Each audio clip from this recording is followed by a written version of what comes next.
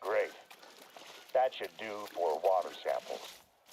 Next up, I need you to find me some animal droppings in this region. The muskeg is a hotbed of animal activity, so you should find droppings quite easily.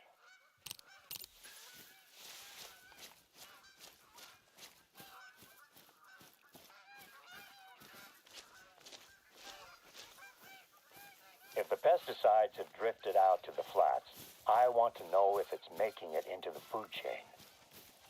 It's been a month since we sprayed, so there's been plenty of time for the pesticides to get out here.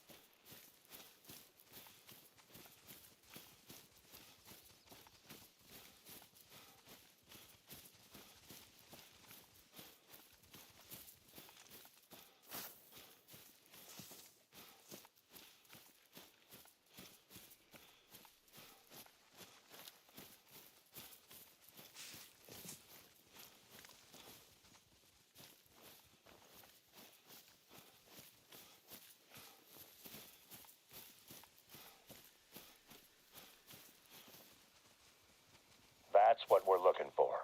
Perfect. Could you find a sample from a different species as well? It's better to grab a larger sample size while you're already there in the field.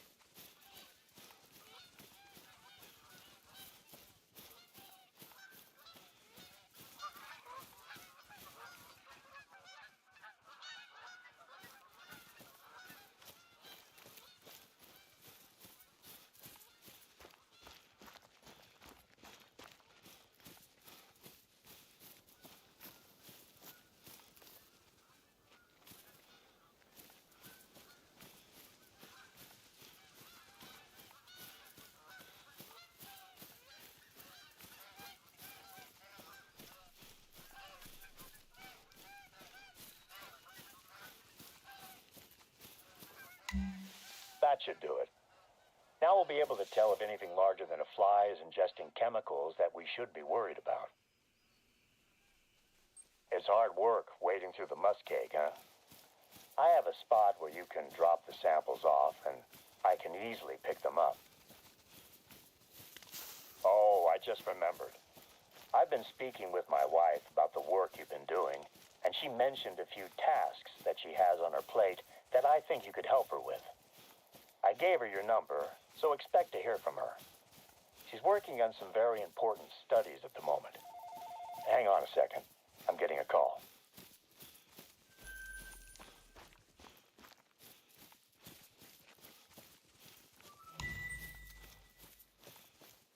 Okay, I'm back. Slight change of plans.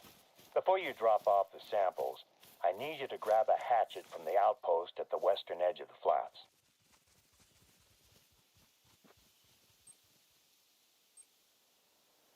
We have a bit of a situation out in the northwest corner of the reserve, and you're perfectly placed to take care of it. It looks like storms have weakened the roots of a tree, which is about to collapse onto the train tracks. Let me know when you grab the hatchet.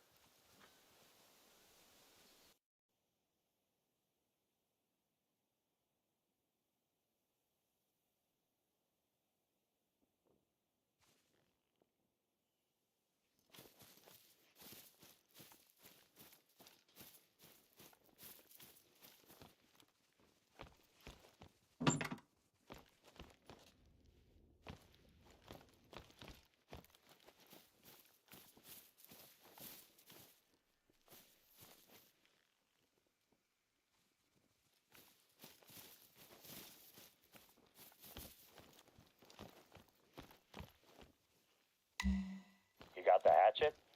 Great. I hope our visitors haven't been using it to open their beans. You're gonna need a nice sharp edge. It's small, but it should do the job. There's a lake just to the north of the flats. I'll be flying over it on my way home. If you drop that stuff off there, I can jump out, grab it, and get it to one of our ecological research teams today, instead of you having to walk around with a bag full of droppings and swamp water.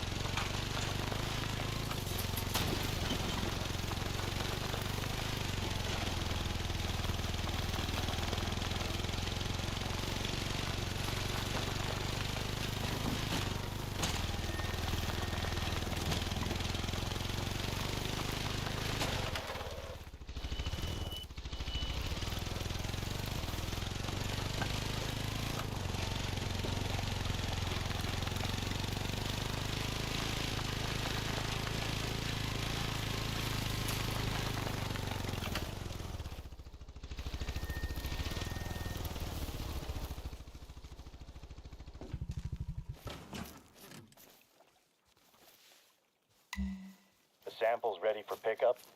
Fantastic. I'll be over that way as soon as I can. I really appreciate the assistance. Hunting for droppings and wading into swamp water might not be glamorous or exciting, but it's part of a massive effort to maintain the balance of life out here. It makes a big difference.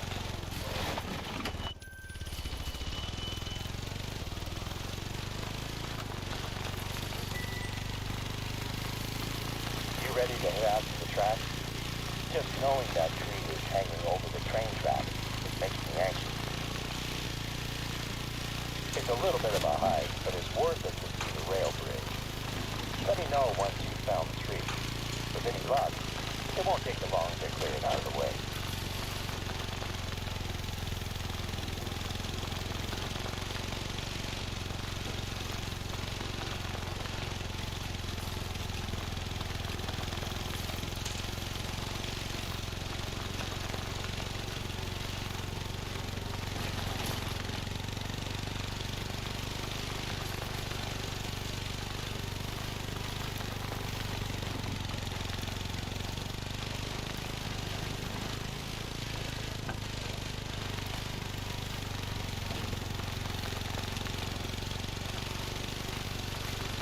Getting close to the tree that threatens to fall onto the track. I'm guessing it was loosened in a recent storm. Yukon Valley tends to get a few lightning storms each summer, but we do a thorough job of preparing. So we only saw a couple of small fires that went out on their own. I've only ever seen one landslide in person, and that was from the air. Even from up there, it was a shocking display of natural force. It was all I could do to land the plane before the storm overtook me. It's hard to tell what caused this tree to tip over. I guess the big question is how to do this properly.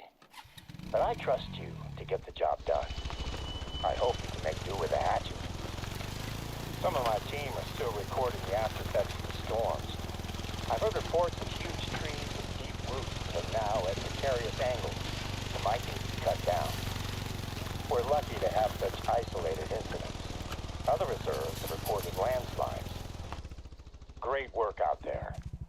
The train is a behemoth. I honestly don't think a single tree would do more than dent it in a collision. But I'd rather not take the chance and risk a serious accident. That looks like a good spot to take the photo. Speaking of the train, it's due to pass by at any moment. I'd stay clear of the tracks if I were you. Keeping that railroad open is a big responsibility for us. Not only is it essential for a lot of trade out here, but the bridge brings tourists in from all over the place. I'd like a good picture of the bridge, one that we can put on our website. See if you can snap it while the train is passing over it. That'll look great. I used to come out to this corner of the reserve with my family. We'd spend long weekends camping. And I teach my youngest daughter, Kara, how to shoot. My older daughter, Deanna, was still an angry teenager who needed convincing to take part in any activity. She'd always be laughing and having fun by the end of the trip, though.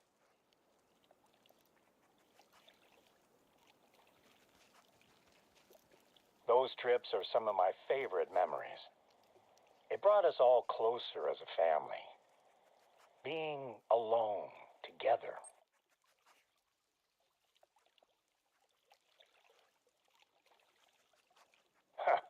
Here's me talking about my family vacations when I can't even remember the last time I had dinner with my wife.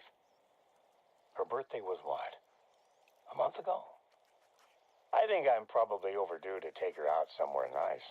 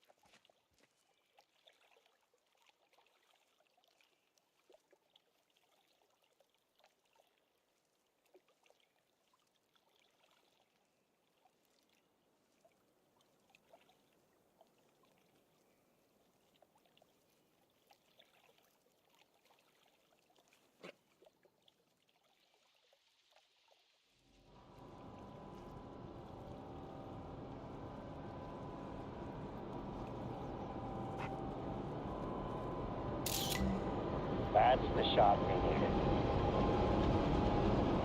Whether it's through a camera lens or a rifle scope, you know how to take aim and shoot. I see you got the train in there too. Wonderful. I'll send this picture over to Sandy.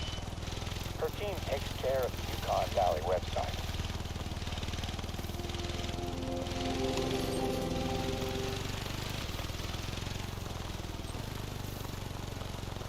Next up, head over to an outpost that we're replacing. Not too far from where you are just now. The cabin was lost in the Yukon forest fire 2 years ago. And we're in the process of replacing it with a temporary trailer, equipped with some more modern facilities. Due to the level of damage that was sustained by this area of the reserve, it has attracted several researchers who would like to perform long-term studies in the region. Yukon Forest will host our first research outpost trial. Oh, and in case you're unaware, Yukon is the native word for wolf. The fire destroyed part of the forest, but the wolves are still out there. I'd make sure you keep your rifle fully loaded at all times while you're in wolf country. I look forward to your call when you find the outpost.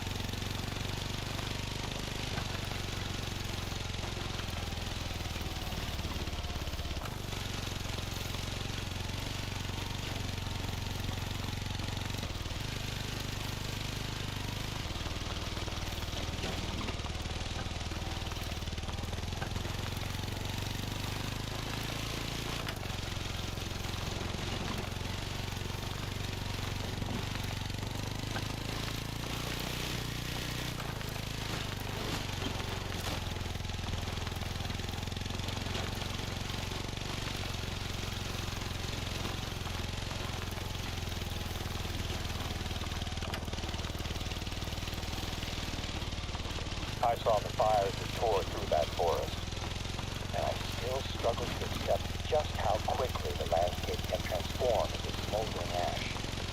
Believe it or not, we got lucky. It could have been a lot worse. Maybe lucky isn't the right word. We lost too much. This is the Basri Memorial Outpost, or at least it will be, once you get it up and running. Ranger Crawford has left the supplies that we need for the finishing touches. He was going to set it up himself, but his wife went into labor just as he got here, so he had to rush back to town. The workstations look like they're ready to go. If this trial goes well, we might see more researchers setting up camp across the reserve. For now, though, let's get things powered up. The supplies will include fuel for the generator. Just stick a little fuel in the generator and fire it up. And we're in business. Good. I'll let our researchers know they're welcome to visit when they're ready. Of course, you can sleep here and restock your supplies, just like any other outpost.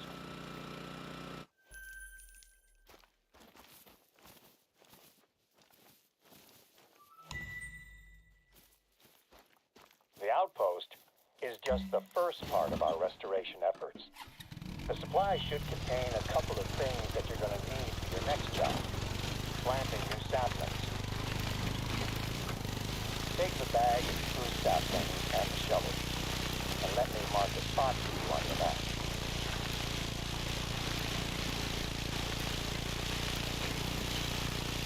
It's a tough road ahead for this part of the reserve. The fire burnt away a huge chunk of the forest, but with any luck, the program of replanting will gradually bring life back. I hope to see it happen in my lifetime.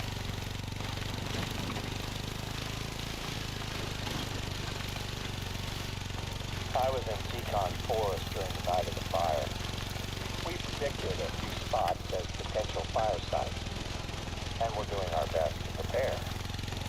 But there were too few of us, too much ground to cover.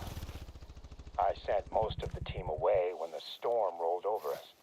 It was getting too dangerous. You're in the right spot. I haven't been out to that corner of the reserve for quite a while now.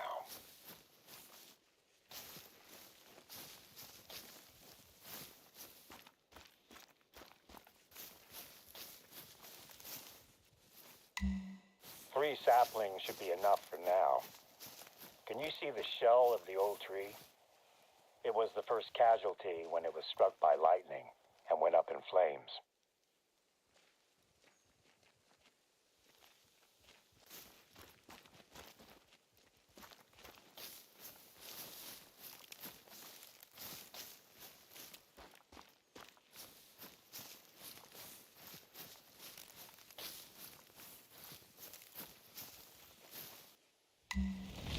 We lost more than trees that night. It took less than 5 minutes for the blaze to take hold and travel towards us. Our rookie trooper, Omid Basri, was the only one not accounted for. Basri! Where are you?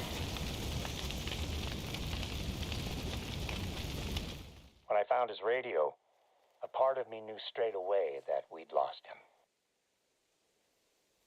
I wanted to go further in and look for him, but the fire was impenetrable. The wall of heat was advancing and I couldn't stay there. I just made it out before the fire consumed where I'd been standing seconds before. We went back as soon as the fires had died down and started looking. We found him, but it was as we'd feared. The outpost here is dedicated to him. We all take a special interest in overseeing the restoration of the area where we lost him.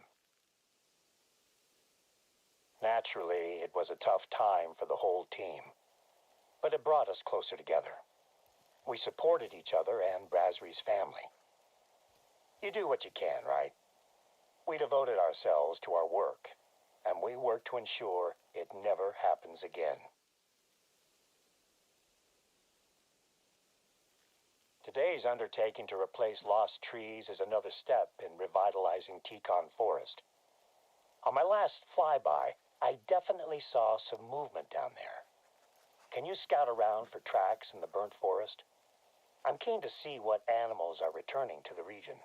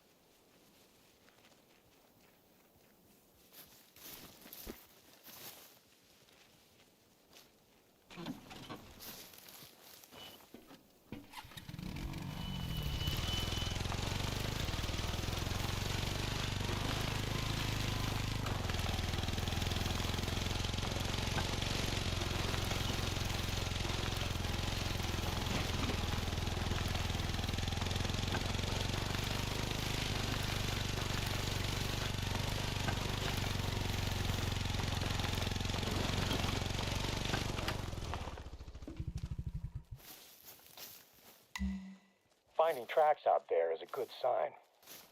There might not be a lot of cover or food yet, but at least some animals are starting to come back. I don't have any more work for you out in Yukon Forest, but I just received a message from a research team that could probably use a little assistance. Let me speak with them, and I'll be in touch with you shortly.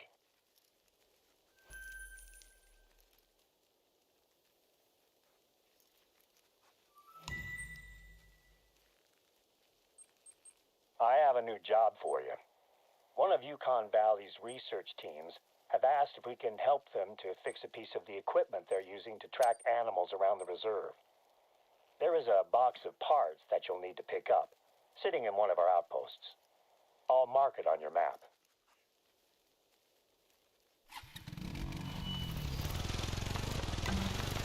Normally, I'd tell them we're too busy for this, but they need to wrap up their research before winter settles on the reserve. It'll be a much easier job if we help them out, and I'd like to keep working with them next year. I'll call you when you're getting close to the outpost. Parts are being stored in that outpost. They should be good to go. At any one time, Yukon Valley is hosting at least 5 different scientific studies. A lot of them are a simple case of setting up some recording equipment and leaving it to record data. But some involve a more hands-on approach. I wish I could do more to help with the studies. I don't get to use my biological science degree as much as I'd like, but it helps me when it comes to working with research teams and their ilk. That's what we're looking for. Next step is using those parts to fix a radio relay that is being used to track animals. The relay is part of a lookout tower. According to the researchers, it should be an easy fix.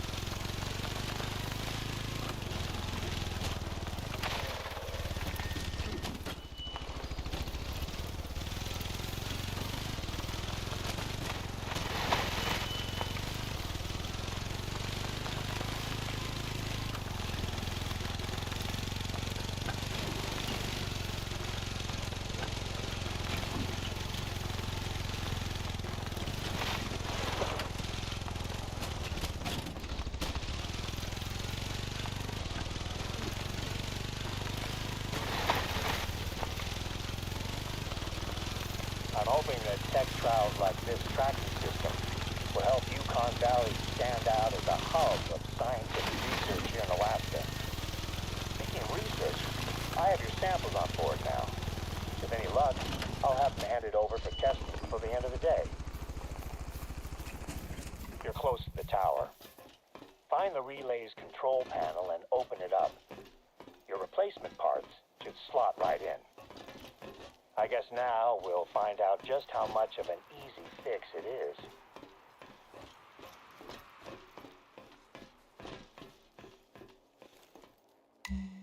You did it?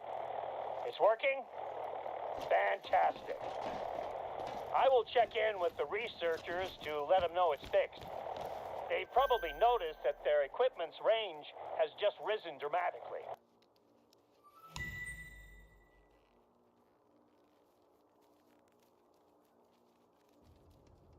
I just called the research team and they've confirmed that the relay is working now.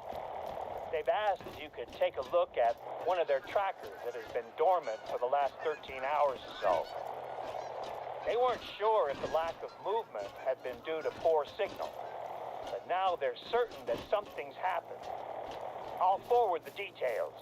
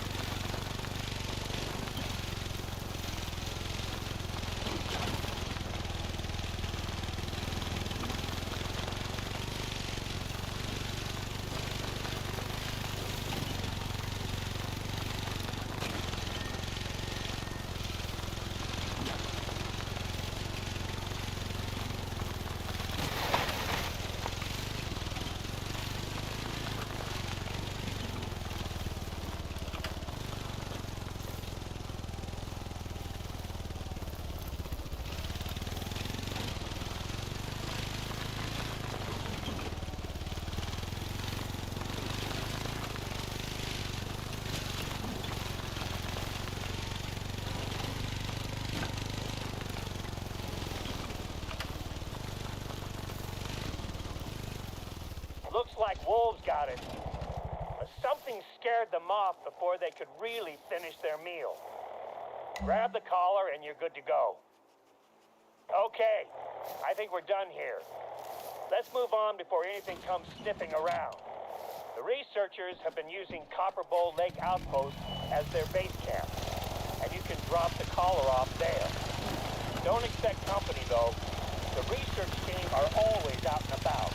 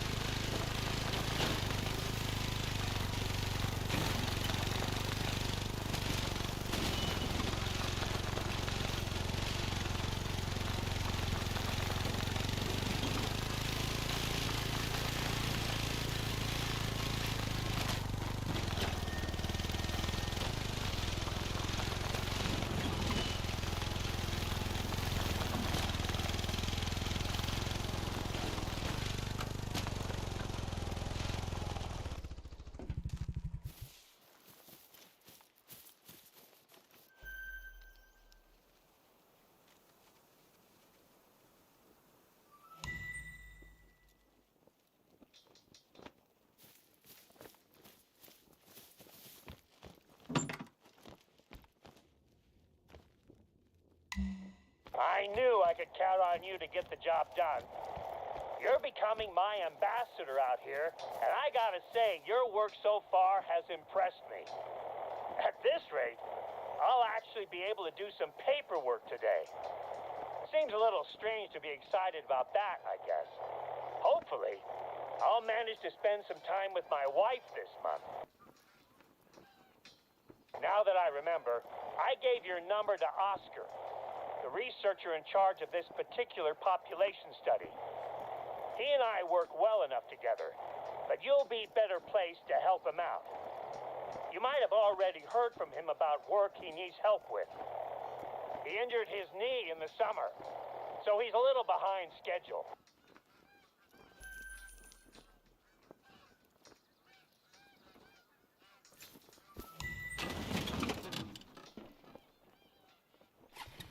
During my last flyby, I noticed that there were people walking around inside of the Millerwood mine complex. The entire complex was closed to the public, but that hasn't stopped some people from trying to explore the building. I'd like you to head over there and make sure that the place is still secure. The mine's buildings have been sealed since the mine closed in the 30s. We occasionally get curious tourists, but once they see the no trespassing sign, they tend to take their pictures and move on without getting too close. The warnings are mainly for the benefit of tourists anyway. We keep an eye on the place, but it isn't maintained. If you're injured out here, take a long walk to find help. I suppose this is a good time to remind you. Be careful while you're out there. There's been talks of reopening the mine as a museum, but the cost of renovating the place is staggering. Especially when you consider that we need to build a road just to reach it. There's a couple of groups that could be the trespassers. We lost a pair of men that entered the reserve a few days ago, but they're here on a hunting trip with a respected guide. I'd be very surprised if we brought them anywhere near here.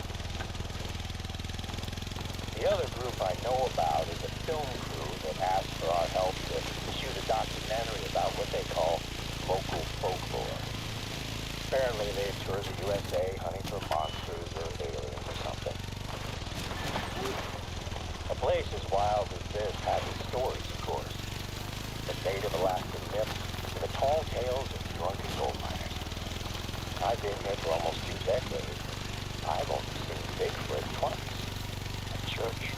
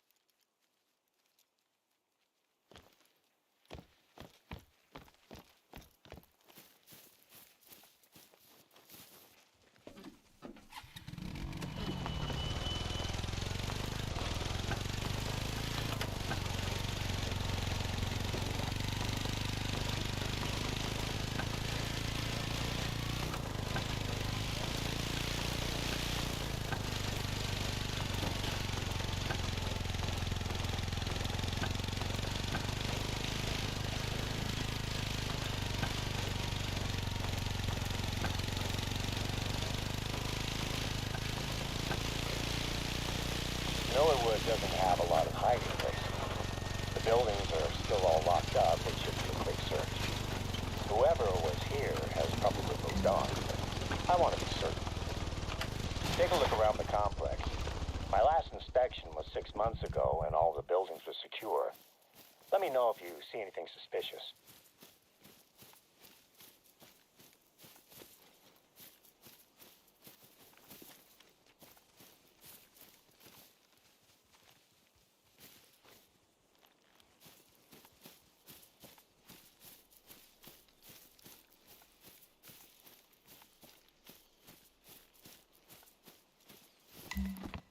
Something's not right here. This door should be locked. The building's empty? I don't know why they'd want to be in here anyway. I'm going to call Gabriella Baden's film crew. The one I was telling you about. I just want to make sure it's not them who have been breaking into the buildings.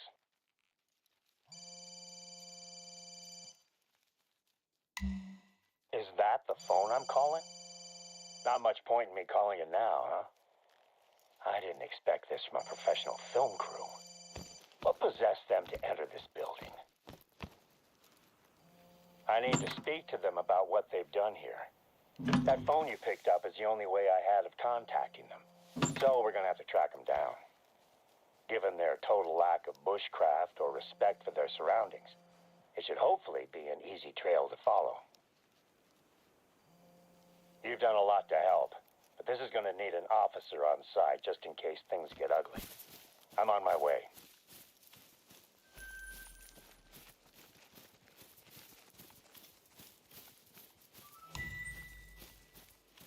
Look, to your east, there's a column of smoke. It looks like it's coming from close to one of our lookouts. I told you they'd be easy to track. Let's catch up with them before they set the whole forest ablaze.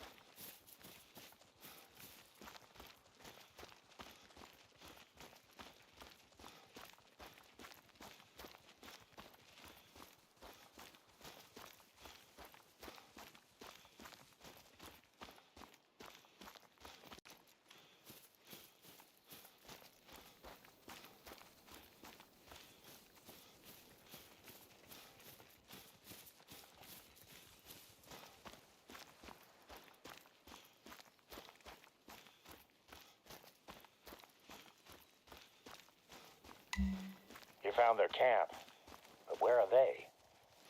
Look at the mess around here. It looks like something big has turned the place upside down. Our first concern is that fire. Douse it, will you?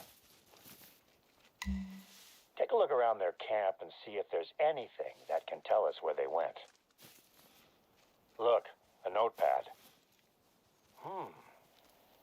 Interior haunted mine. Explains a little bit about their trespassing. No, surely not. Not even the most ignorant townie would even consider baiting animals out here. Bigfoot bait. Looks a lot like dog food and stale donuts to me. What's this? Notes on their show, maybe? Oh, it's a script. Wow, she's dedicated it to her younger self. Well, this tells a story of some truly bizarre people, but it doesn't help us find them. That was a scream, but I can't see anything. Get to the lookout. Maybe you'll see something that I can't.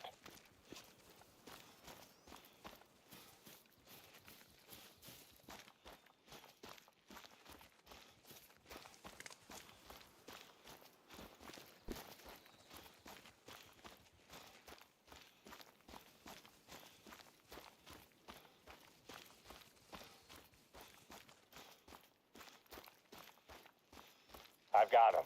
They're here, coming out of the forest. What the? One of them is covered in blood. They've seen me. Hey! Over here! Make your way to me! Get into the plane!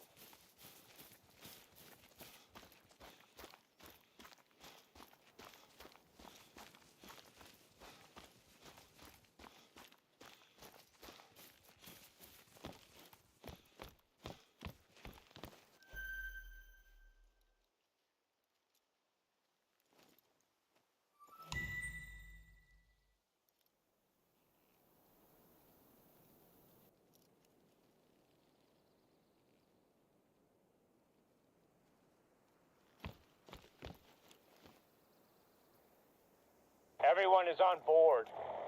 It looks like a bear attacked one of them. She needs a doctor right now. I can't wait around. We're taking off.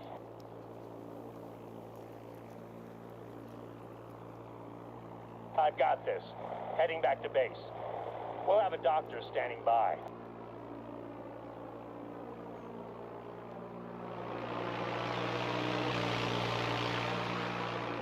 Can you take care of their camp? We can't have it lying around, attracting bears.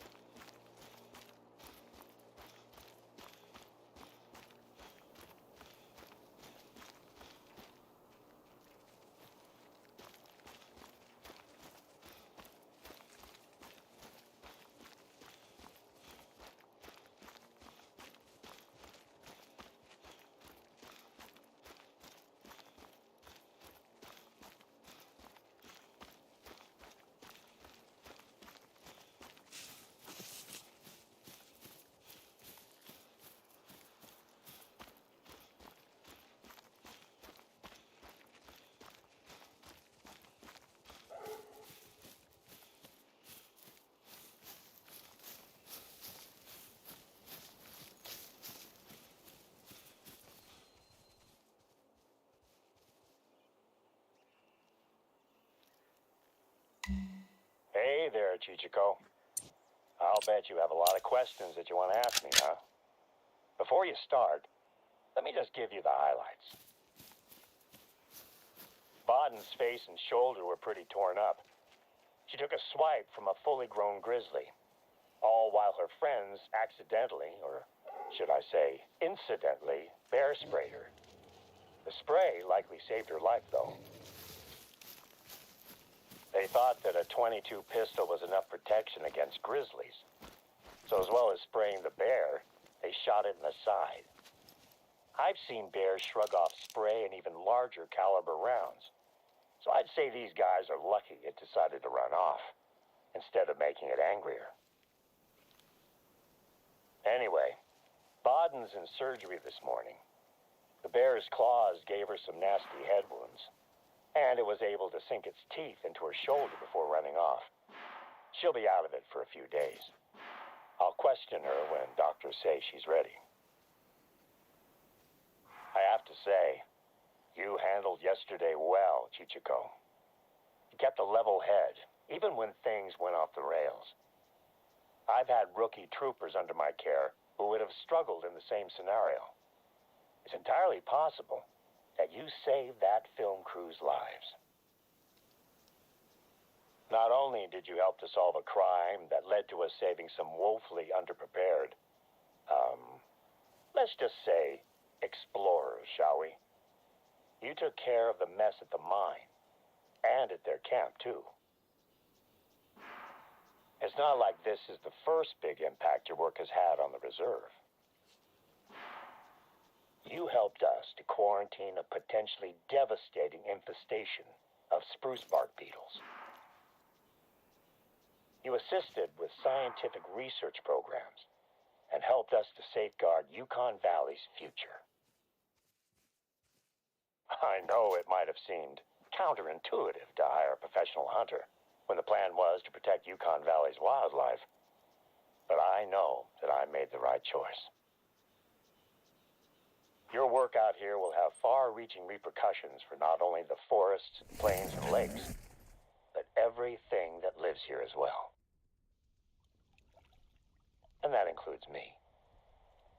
At first, the plan was for you to take over a lot of my informal duties, the tasks that aren't officially part of my job, but are essential to the running of the reserve. Maintaining populations, containing threats, and gathering samples for scientific research. All great reasons for hiring a professional hunter. But I told you before that I was looking for someone who understands Yukon Valley. Someone I could trust to take care of it, the same way I do. Your recent time here has been a trial of sorts, helping me to prepare the reserve for winter. I feel like the reserve is ready now, and that's largely thanks to your efforts. Sandy might have told you, but she's delighted that you've had this effect on the reserve. In this past week, we've spent more time together than we had done in the entire previous month. In fact, now that the reserve is ready for winter, and I have my ambassador out there, I'm making plans to take Sandy and my girls on a trip somewhere nice. What do you think? Beach, lake, skiing trip? I'll ask Sandy tonight when I get home. Oh, and when I get back from my vacation, you and I should discuss your contract. Winter in the Yukon is no picnic, but I'd like to invite you to stay on indefinitely, if you're interested. You'll be an old sourdough like me in no time.